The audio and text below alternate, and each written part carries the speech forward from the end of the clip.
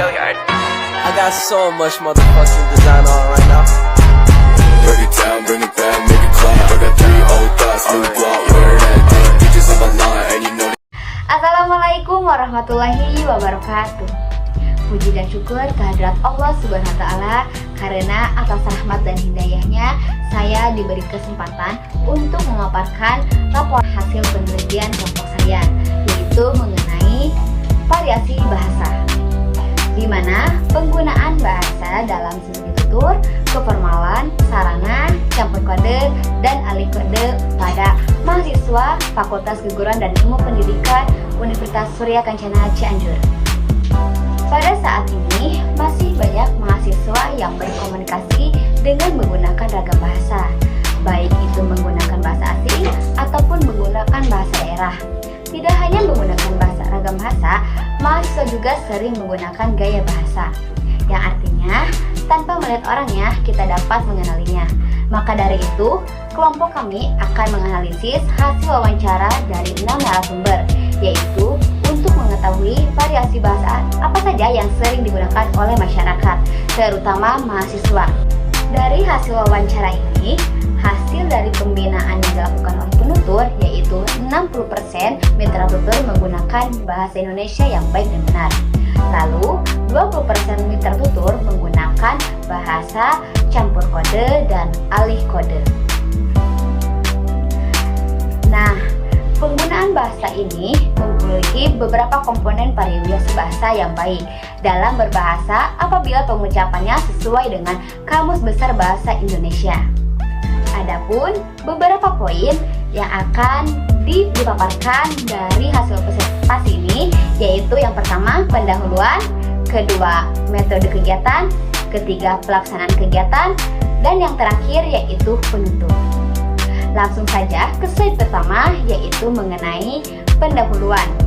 Dalam pendahuluan ini ada beberapa isi. Yang pertama yaitu analisis situasi, kedua tinjauan pustaka, ketiga identifikasi dan perumusan masalah, yang keempat yaitu tujuan kegiatan, yang terakhir adalah manfaat kegiatan. Langsung saja yang pertama yaitu mengenai analisis situasi. Dalam analisis situasi ini, dosen, guru, dan mahasiswa program studi pendidikan bahasa dan sastra Indonesia merupakan para pembina bahasa. Sebuah bahasa mempunyai sistem dan subsistem yang dipahami oleh para penutur bahasa itu. Nah, bahasa itu menjadi beragam dan bervariasi sebab terjadinya keragaman atau kevariasian bahasa ini bukan hanya disebabkan oleh para penuturnya yang tidak homogen, tetapi juga karena kegiatan interaksi sosial yang mereka lakukan saat berinteraksi dengan orang lain. Nah, keragaman ini akan semakin bertambah jika bahasa tersebut digunakan oleh penutur yang banyak, serta dengan wilayah yang luas. Nah, bahasa disebabkan oleh beberapa keragaman sosial, yaitu variasi bahasa juga dapat saja diterima atau ditolak oleh lingkungan lainnya. Hal itu, maka dari itu, variasi bahasa ini dapat diklasifikasikan dengan adanya keragaman sosial dan fungsi sosial dalam masyarakat sosial. Agar situasi ini tidak menjadi parah dan membingungkan, maka diperlukanlah pemahaman sesegera. Oleh karena itu, mahasiswa sebagai agent of change perlu diberi informasi dan pemahaman terkaitan penggunaan variasi bahasa dengan menggunakan ragam bahasa sesuai dengan keragaman fungsi bahasa itu sendiri, agar dapat diterima oleh pendengar. Nah, selanjutnya yaitu ada tinjauan pustaka. Yang pertama ada sosiolinguistik. Menurut KBBI, kata sosio merupakan yaitu berhubungan dengan masyarakat, sedangkan kata linguistik yaitu ilmu yang mempelajari mengenai kaidah kebahasaan. Jadi, sosiolinguistik itu merupakan ilmu antardisiplin, yaitu disiplin ilmu sosiologi dan ilmu linguistik. Dua bidang ilmu yang masing-masing memiliki peran yang berbeda. Sosiologi berusaha mengetahui bagaimana masyarakat itu berkomunikasi dengan mempelajari segala masalah yang ada di dalam sosial dalam suatu masyarakat. Nah, guna untuk mengetahui ini cara-cara manusia bersosialisasi dalam masyarakatnya. Sedangkan linguistik adalah bidang ilmu yang mempelajari bahasa atau bidang ilmu yang mengambil bahasa sebagai objek kajiannya. Nah, yang kedua yaitu ada variasi bahasa. Variasi bahasa bisa diartikan sebagai cara-cara yang berbeda untuk mengungkapkan suatu bahasa yang sama, menurut Meyerhoff pada tahun 2011. Nah, hal ini bisa terjadi karena ketika seseorang mengatakan sesuatu dalam bahasa, ia juga mengungkapkan siapa dirinya, dari masyarakat mana dia berasal, hubungannya dengan tutur posisi. Selanjutnya, yang ketiga yaitu variasi bahasa dari segi penuturnya.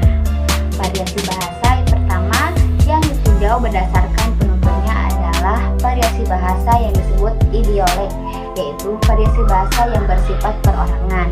Variasi bahasa yang keduanya berdasarkan penuturannya adalah yang disebut idialek, yakni variasi bahasa dari sekelompok penutur yang jumlahnya relevan, yang berdasarkan pada suatu tempat, wilayah, atau area tertentu.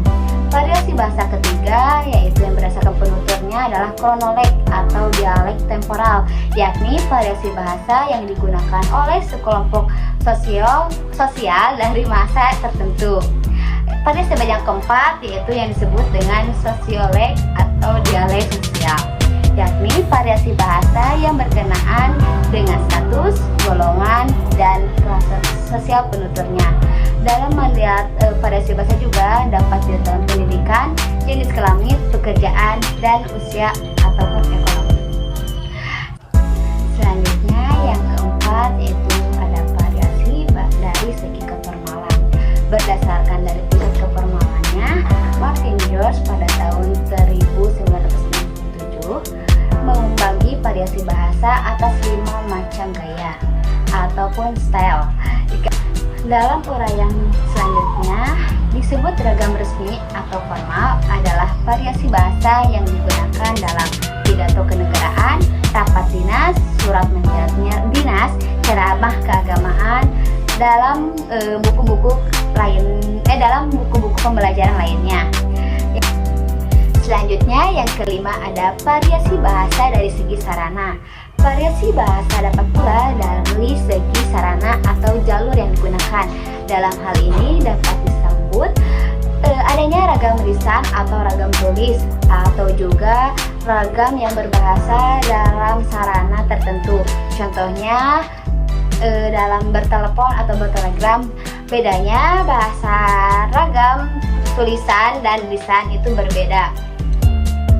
Ciri lain dari campur kode ini adalah unsur-unsur kode ini yang bervariasi yang dalam bahasa lain tidak mempunyai fungsi tersendiri. Sedangkan alih kode atau alih bahasa adalah penggunaan variasi bahasa lain atau bahasa untuk menyesuaikan diri dengan peran atau situasi lain. Baik, yang selanjutnya itu mengenai identifikasi dan perumusan masalah.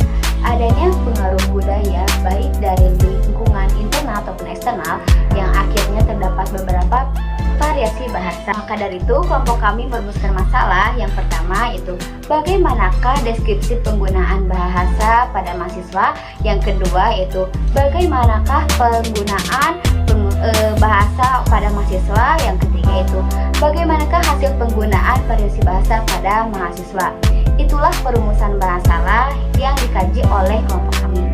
Selanjutnya yaitu ada tujuan kegiatan. Kelompok kami memiliki beberapa kegiatan tujuan yaitu untuk apa? Memberi informasi penggunaan variasi bahasa pada mahasiswa Fakultas Keguruan dan Ilmu Pendidikan Universitas Surya Kencana Cianjur.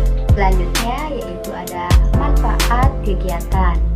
Tentunya dari kegiatan ini yaitu ada manfaatnya. Yang pertama, bagi kelompok kami kegiatan ini sangat bermanfaat karena dapat memberi ilmu kepada masyarakat, terutama pada narasumber kami yaitu mahasiswa Fakultas Keguruan dan Ilmu Pendidikan Universitas Surya Kencana. Dan kegiatan ini juga bermanfaat untuk mengasah keterampilan berbahasa dan menambah wawasan para penutur menjadi lebih baik. Yang kedua, bagi mahasiswa ada manfaatnya dari kegiatan ini juga, yaitu bisa memahami mengenai variasi bahasa dan dapat diperoleh untuk meminimalisir penggunaan bahasa yang salah di berbagai situasi. Dalam metode kegiatan ini ada beberapa poin yang akan dijelaskan atau dipaparkan pada kesempatan kali ini. Yang pertama, halayak sasaran. Yang kedua, dasar pelaksanaan. Yang ketiga, metode kegiatan. Yang keempat, rencana evaluasi. Kelima, materi kegiatan. Dan keenam, tempat dan waktu anggaran yang akan dilaksanakan ini. Langsung saja pada pembahasan pertama, yaitu halayak sasaran. Jadi kegiatan ini dilaksanakan oleh mahasiswa Fakultas Keguruan dan Pendidikan Bahasa Indonesia, terutamanya Prodi Bahasa dan Sastra Indonesia. Nah, adapun mahasiswa dari setiap program studi di lingkungan fakultas, dan ada beberapa penyampaian pelaksanaan dalam menurut Undang-Undang 1945 ayat 2 disebutkan negara wajib menghormati dan memelihara bahasa daerah masing-masing sebagai salah satu budaya. Dan dasar pelaksanaan kegiatan ini karena adanya penggunaan variasi bahasa yang dapat diatur dalam segi keformalan, sarana, campur kode, dan alih kode. Yang ketiga, ada metode kegiatan. Pada kegiatan ini dilakukan dengan proses wawancara, kemudian hasil wawancara tersebut ditranskrip dalam bentuk tulisan atau file Word. Yang keempat, yaitu ada rancangan evaluasi. Pada kegiatan evaluasi ini dilakukan dengan cara membantu proses wawancara pada saat kegiatan berlangsung. Jadi setiap rekan kita wawancara, kita membantu rekan kita untuk melakukan wawancaranya. Selanjutnya yaitu materi kegiatan. Pada saat wawancara dilakukan, kelompok kami membahas mengenai topik pendidikan seksual di tingkat SMP dan SMA. Selanjutnya ada tempat, waktu, dan anggaran. Jadi kegiatan ini dilakukan di lingkungan kampus, yaitu di Fakultas Keguruan dan Ilmu Pendidikan, yang dilaksanakan pada hari Kamis 4 Mei 2023. Kegiatan ini memerlukan dana sebesar 60.000 dari iuran kelompok yang digunakan untuk konsumsi. Selanjutnya yaitu di bab 3 ada pelaksanaan kegiatan. Pelaksanaan kegiatan itu yang pertama ada hasil pelaksanaan, dan yang kedua ada pembahasan hasil kegiatan. Pada hasil kegiatan ini dilaksanakan pada tanggal 4 Mei 2023 yang dilakukan di lingkungan kampus, yaitu Fakultas Keguruan dan Ilmu Pendidikan, dengan melibatkan mahasiswa dari setiap program studi sebagai objek kegiatannya. Kegiatan ini dilakukan oleh sekelompok mahasiswa program studi pendidikan bahasa dan sastra Indonesia yang terdiri dari 6 mahasiswa, yaitu Kamila Amelia, Maria Ulfa, Rika Rahmawati, Syadina Molina, Ipri Septiani, dan Dini Nurfadilah.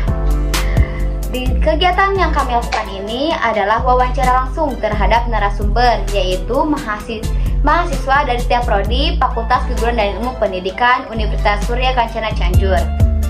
Wawancara yang kami lakukan yaitu untuk mengetahui penggunaan variasi bahasa dengan membahas topik yaitu pendidikan seksual di tingkat SMP dan SMA. Alat yang kami gunakan dalam proses wawancara yaitu dengan menggunakan handphone. Selanjutnya yaitu ada pembahasan dari hasil pelaksanaan kegiatan. Kegiatan ini dilakukan yang diperoleh oleh beberapa data dengan kegiatan pembinaan pada tanggal 4 Mei 2023 yang dilakukan di lingkungan kampus dengan melibatkan setiap mahasiswa dari prodi yang lainnya. Sebelum itu, kelompok kami membuat konsep untuk melakukan wawancara. Setelah itu, kelompok menghubungi narasumber untuk diwawancara. Wawancara tersebut mengenai topik tadi, yaitu pendidikan seksual di tingkat SMA atau SMP. Kegiatan selanjutnya, kelompok memulai wawancara ke setiap narasumber dengan menggunakan alat handphonenya. Dan selanjutnya, pewawancara melakukan dokumentasi bersama para wawancaranya dan narasumber. Yang terakhir yaitu penutup, ada kesimpulan dan saran. Kesimpulan, berdasarkan analisis yang dilakukan dapat disimpulkan bahwa penggunaan variasi bahasa itu dapat membantu masyarakat dalam menggunakan ragam bahasa sesuai dengan situasi dengan berlandaskan fungsi itu sendiri. Penggunaan fungsi bahasa itu juga dapat membantu pemerintah untuk mempertahankan dan melestarikan bahasa di Indonesia. Pengguna bahasa dalam segi tutur, keformalan, sarana, campur kode, dan alih kode dapat menjadikan penggunaan bahasa pada masyarakat semakin beragam dan menjadikan bahasa-bahasa yang ada di Indonesia ini dijadikan sebagai pembelajaran. Namun, baik atau tidaknya penggunaan variasi bahasa dapat dilihat dari masyarakat yang tidak berlebihan menggunakan variasi bahasa. Karena bagaimanapun bahasanya, kita harus menjaga bahasa nasional yaitu bahasa Indonesia. Dan yang terakhir yaitu saran. Adapun saran yang dapat disampaikan dalam penelitian ini adalah yang pertama, masyarakat dapat menggunakan bahasa Indonesia yang baik dan benar. Kedua, dapat diharapkan seluruh masyarakat mendukung penggunaan variasi bahasa ini. Maksudnya di situasi tertentu menggunakan berbagai variasi bahasa tertentu juga. Adapun beberapa daftar pustaka yang digunakan oleh kelompok kami dan beberapa lampiran dari sesi dokumentasi bersama narasumber dan data transkrip hasil wawancara. Mungkin sekian yang dapat saya sampaikan. Bila ada kekurangannya mohon untuk dimaafkan. Terima kasih. Wassalamualaikum warahmatullahi wabarakatuh.